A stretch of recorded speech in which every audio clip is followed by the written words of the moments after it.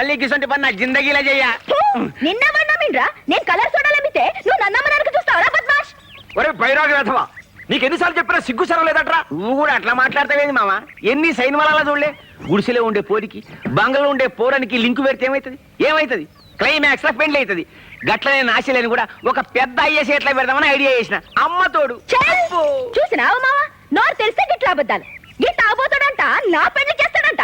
లే, నేను ఇంట్లో చెల్లిపోతా. నేను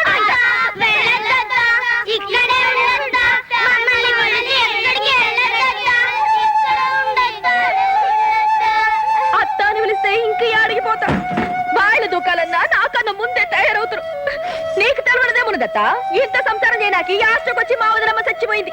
ఈ పిల్లలేమో నా పెడకు చుట్టుకున్నారు. ఇంకే అడిగిపోతా, లోపలికే పోతా. రండి